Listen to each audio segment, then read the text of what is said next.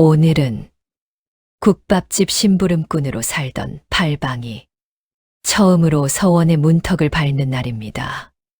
그를 배우는 자리에서 내가 뭘 안다고라는 시선이 먼저 꽂히고 그 시선들 틈에서 팔방은 붓 하나로 자기 자리를 만들어냅니다.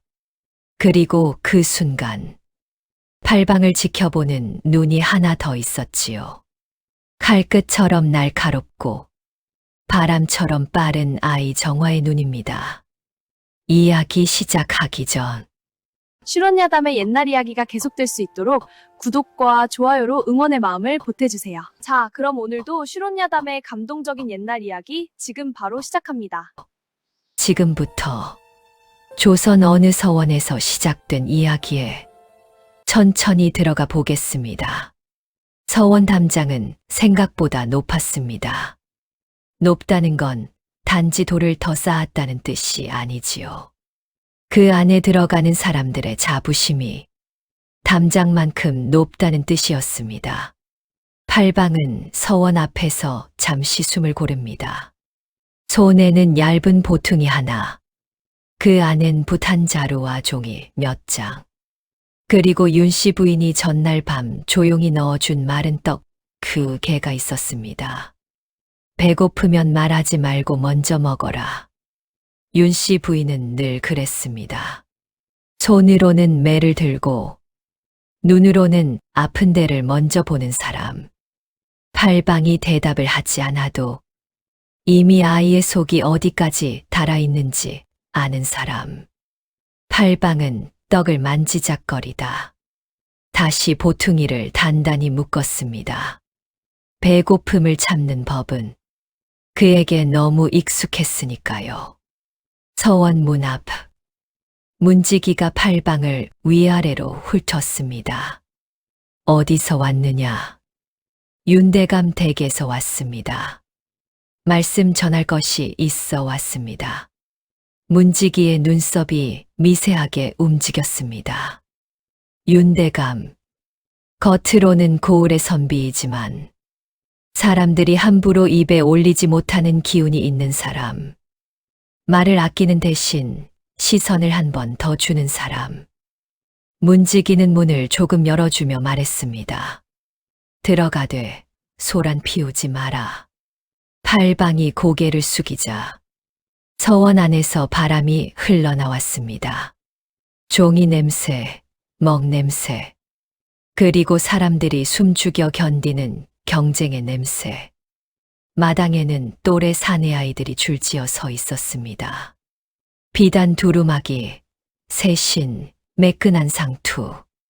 그 사이에 팔방은 누가 봐도 다른 색이었습니다. 그때 누군가 낮게 웃으며 말했습니다. 저건 누가 데려온 거냐? 서원 앞에 국밥 냄새가 따라 들어오겠네.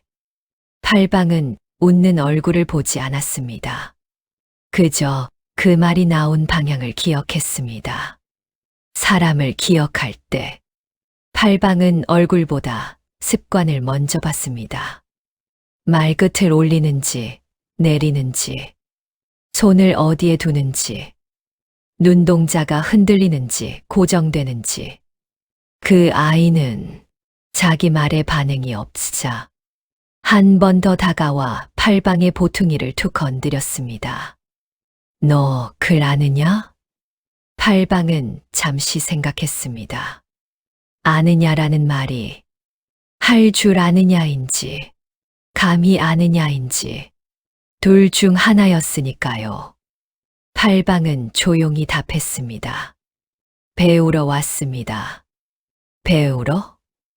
아이의 입꼬리가 비뚤어졌습니다. 너 같은 애가? 바로 그때 마당 끝에서 누군가 다가왔습니다. 윤대감이었습니다. 윤대감은 길게 말하지 않았습니다. 그저 아이들을 한 번 보고, 팔방을 한 번 보고, 문지기를 한 번 봤습니다. 그리고는 마당 가운데에 서서 짧게 말했습니다. 오늘은 작은 글 시험을 보겠다. 누가 얼마나 외웠는지, 누가 얼마나 생각하는지 보려고 한다. 아이들 사이에 웅성거림이 번졌습니다. 서원에선 늘 시험이 있었지만 윤대감이 직접 나서면 공기가 달라졌습니다. 윤대감이 종이 한 장을 들어 보였습니다. 이 글을 읽고 각자 한 줄로 뜻을 적어라. 시간은 짧게 주겠다.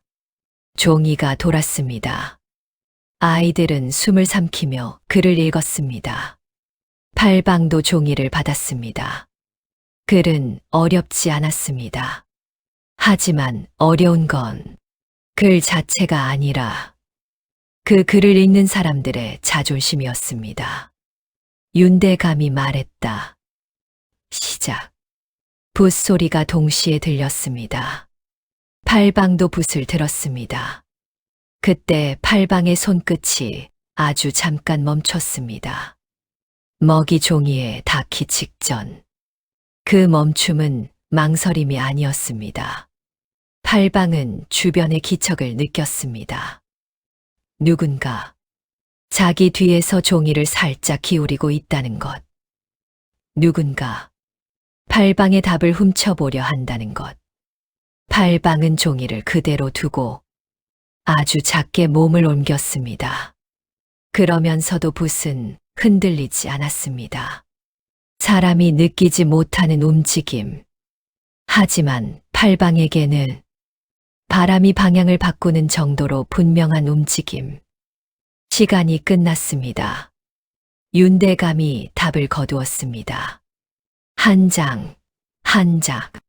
그리고 마지막으로 팔방의 종이를 봤습니다. 윤대감의 손이 잠시 멈췄습니다. 이 뜻을 이렇게 적었느냐? 팔방이 고개를 숙였습니다. 윤대감이 아이들 쪽을 보며 말했습니다. 누가 적었는지 중요하지 않다. 다만 이 한 줄은 글의 뼈를 잡았다. 그 순간 마당의 시선이 팔방에게 꽂혔습니다.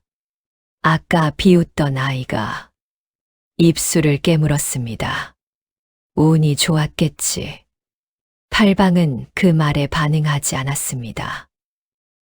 운은 팔방에게 늘 멀리 있는 것이었으니까요.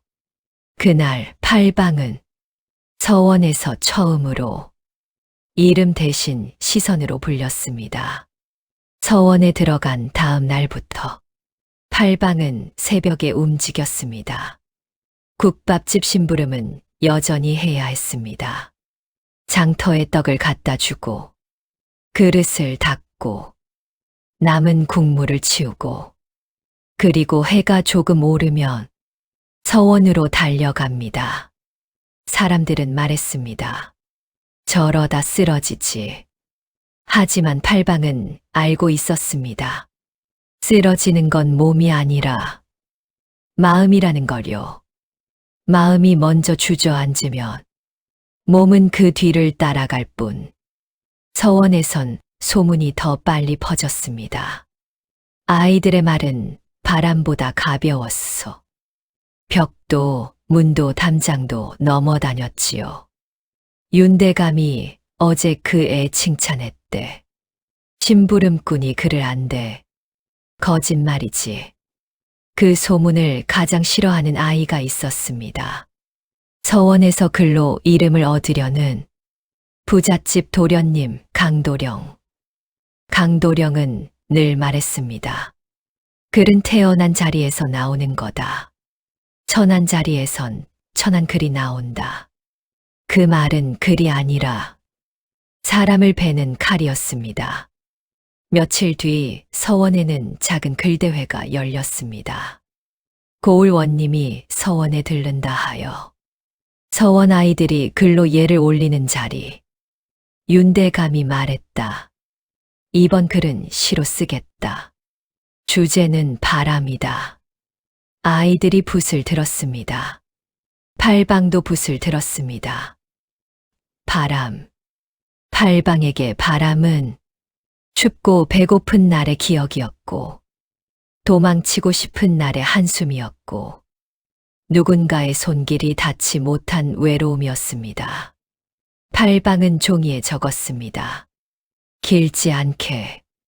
하지만 숨이 붙어 있는 글로. 시간이 끝나고 윤대감은 아이들의 글을 모았습니다. 그날 저녁 서원 마당이 또 소란스러웠습니다. 강도령 글이 제일 좋다더라. 원님이 칭찬했다더라. 팔방은 아무 말도 하지 않았습니다. 칭찬이란 건 아무 때나 달려들면 사람을 삼키는 것임을 팔방은 알고 있었습니다. 그런데 며칠 뒤 이상한 일이 벌어졌습니다. 서원 훈장이 팔방을 불렀습니다. 너 이 글을 어디서 배웠느냐? 훈장 손에는 그날 글대회에 제출된 시 한 장이 있었습니다. 팔방의 시와 거의 같은 문장이 적혀 있었습니다. 팔방은 종이를 바라봤습니다. 다르지만 비슷했고 비슷하지만 다르지 않았습니다. 훈장이 말했다. 강도령이 말했다. 내가 자기 글을 훔쳤다고. 서원 마당의 공기가 차갑게 식었습니다. 아이들이 웅성거렸습니다. 그럴 줄 알았다. 심부름꾼이 뭘 알겠어. 팔방은 그 말들 속에서 숨을 길게 들이마셨습니다. 그리고 훈장을 바라봤습니다. 훔치지 않았습니다. 훈장이 눈을 좁혔습니다. 그럼 내가 증명해라. 팔방은 잠시 고개를 숙였습니다. 증명은 어렵지 않았습니다. 어려운 건 증명할 때 사람들이 더 미워할 수 있다는 점이었습니다. 팔방이 조용히 말했습니다. 그날 글대회 때 제 종이를 들고 가던 서원 아이가 왼손으로 종이를 한 번 눌렀습니다. 훈장이 물었습니다. 그게 무엇을 뜻하느냐? 팔방이 답했습니다. 먹이 덜 말랐다는 뜻입니다. 젖은 먹은 종이에 손자국을 남깁니다. 팔방은 조용히 강도령의 종이를 가리켰습니다. 저기 오른쪽 아래에 손가락 자국이 있습니다. 종이를 눌러 읽은 자국. 사람들이 숨을 삼켰습니다. 팔방은 한 걸음 더 나아갔습니다. 그리고 강도령의 글은 첫 줄이 유난히 눌려 있습니다. 자기가 처음 쓴 글이 아니라 베껴 쓰며 힘이 들어간 글은 첫 줄이 무거워집니다. 강도령의 얼굴이 굳었습니다. 팔방은 말투를 바꾸지 않았습니다. 부드럽지만 돌처럼 단단한 목소리로 이어갔습니다. 제 글은 처음부터 끝까지 먹의 농도가 같습니다. 그날 제가 쓴 글이기 때문입니다. 훈장이 강도령을 바라봤습니다. 강도령, 너는 할 말이 있느냐? 강도령의 눈이 흔들렸습니다. 손가락이 도포 끝을 구겼습니다. 말을 하기 전에 한 번 삼켰습니다. 팔방은 그것을 보았습니다. 거짓말을 할 때 나오는 작은 습관. 강도령이 억지로 입을 열었습니다. 그건 우연입니다. 훈장이 낮게 말했습니다. 우연히 글을 만들진 않는다. 그때였습니다. 서원 담장 너머에서 작은 돌 하나가 툭 굴러 들어왔습니다. 모두가 그쪽을 보았습니다. 담장 위에 정화가 앉아 있었습니다. 정화는 마치 원래 거기 있었던 것처럼 조용히 말했습니다. 우연이면 왜 그날 밤 강도령이 서원 뒤 창고로 들어갔지? 사람들이 숨을 멈췄습니다. 강도령이 화들짝 소리쳤습니다. 내가 그걸 어떻게 알아? 정화는 담장 위에서 천천히 내려왔습니다. 발을 딛는 소리가 거의 나지 않았습니다. 정화의 움직임은 무예를 배운 사람의 몸이었습니다. 정화가 말했다. 나는 그냥 봤어. 그날 밤, 너는 누군가의 종이를 훔치러 갔고, 팔방의 종이를 본 다음, 자기 방에 불을 켜고, 새벽까지 붓을 들었어. 정화는 거짓말을 하지 않았습니다. 그저 본 것을 말했을 뿐. 강도령의 얼굴이 하얗게 질렸습니다. 훈장이 종이를 들어 강도령의 글과 팔방의 글을 다시 비교했습니다. 그리고 한마디 했습니다. 강도령, 너는 서원의 글을 더럽혔다. 그 말은 곤장보다 아픈 말이었습니다. 강도령은 입술을 떨며 팔방을 노려봤습니다. 팔방은 그 시선을 받았지만 흔들리지 않았습니다. 팔방은 알고 있었습니다. 사람이 미워하는 건 내가 잘못해서가 아니라 내가 올라오는 것 때문이라는 거요. 그날 이후 서원 아이들의 시선은 달라졌습니다. 비웃음이 줄고 경계가 늘었습니다. 그게 팔방에게는 처음 받는 인정이었습니다. 그날 밤, 팔방은 윤대감 댁으로 돌아왔습니다. 윤씨 부인이 마루에 앉아 있었습니다. 등잔불이 흔들리고 부엌에서는 따뜻한 보리차 냄새가 났습니다. 윤씨 부인은 팔방의 얼굴을 한번 보고 팔방의 손을 한번 봤습니다. 오늘 손이 떨렸구나. 팔방은 고개를 숙였습니다. 윤씨 부인이 말했습니다. 서원에서 무슨 일이 있었는지 굳이 말하지 않아도 안다. 내 눈빛이 조금 더 멀리 가 있구나. 팔방은 잠시 망설이다. 조용히 말했습니다. 제가 틀린 게 아니어도 사람들은 저를 미워합니다. 윤씨 부인은 한참 말이 없었습니다. 그 침묵은 차가운 침묵이 아니라 따뜻한 물처럼 천천히 내려앉는 침묵이었습니다. 윤씨 부인이 낮게 말했습니다. 미움은 내 잘못이 아니다. 다만 미움이 커지면 칼이 된다. 팔방은 그 말을 가슴에 새겼습니다. 그때 마루 아래에서 정화가 살짝 기척을 냈습니다. 어머니. 정화는 윤씨 부인을 그렇게 불렀습니다. 마님이라고 부르지 않았습니다. 정화에게 윤씨 부인은 집의 주인이기 전에 자기를 키운 사람입니다. 윤씨 부인이 정화를 봤습니다. 너는 또 어디 다녀왔느냐? 정화는 대답 대신 팔방을 보았습니다. 오늘 내가 말 안 해도 나는 알아. 팔방이 조용히 정화를 바라봤습니다. 정화는 말을 이어갔습니다. 서원은 글로 싸우는 곳이지만 세상은 글만으로 안 끝나. 사람들은 글보다 내 출신을 먼저 물어뜯을 거야. 팔방은 말없이 고개를 끄덕였습니다. 윤대감이 그때 안채로 들어왔습니다. 윤대감은 팔방을 보자 짧게 말했습니다. 내일 나와 함께 관아에 간다. 팔방의 눈이 아주 작게 흔들렸습니다. 관아. 그곳은 글이 아니라 사람의 목숨이 오가는 곳. 윤대감이 말했다.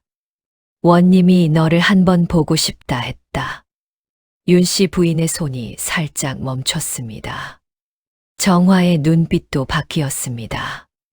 팔방이 조용히 물었습니다. 제가 가도 됩니까? 윤대감은 팔방을 똑바로 봤습니다. 가야 한다. 문이 열릴 때 들어가지 못하면 문은 다시 닫힌다. 팔방은 그 말의 무게를 느꼈습니다. 그날 밤 팔방은 잠을 쉽게 이루지 못했습니다. 등잔불이 꺼져도 눈꺼풀 안쪽이 환했습니다. 팔방은 생각했습니다. 서원에서의 싸움은 그저 작은 물결일 뿐. 내일 관아에 가면 더 큰 물결이 올 것이다.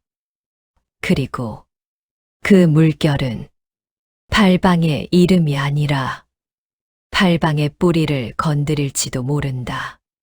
새벽이 가까워졌을 때 정화가 조용히 마당에 나왔습니다. 정화는 말없이 팔방 옆에 섰습니다. 팔방이 작게 말했습니다. 정화야. 정화가 고개를 돌렸습니다. 내가 무서운 건 내가 다치거나 쫓겨나는 게 아니야. 정화가 조용히 물었습니다. 그럼 뭐가 무서워? 팔방은 아주 잠깐 숨을 고르고 답했습니다.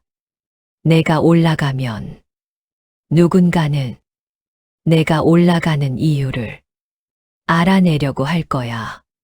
정화가 팔방의 손목을 잡았습니다. 힘이 세지 않았는데도 그 손길은 단단했습니다. 그래서 내가 옆에 있어. 너 혼자 세상 맞지 마. 팔방은 그 말에 아주 작게 고개를 끄덕였습니다. 그날 팔방은 깨달았습니다. 자기를 둘러싼 사람들의 시선이 바뀌는 순간 자기를 지키는 사람들의 각오도 함께 깊어진다는 것을요. 오늘 이야기는 여기까지입니다. 서원에서 붓 하나로 버텨낸 팔방은 이제 관아라는 더 큰 문 앞에 서게 되었습니다. 이야기가 마음에 남았다면 구독과 좋아요로 이 여정을 함께 해주세요. 그리고 지금 이 순간 팔방의 다음 걸음이 궁금해지셨다면 다음 화도 꼭 함께 해주세요. 다음 화에서는 관아에서 벌어지는 사건 속에서 팔방의 눈이 더 큰 진실을 건드리기 시작합니다. 다음 화도 기대해 주세요.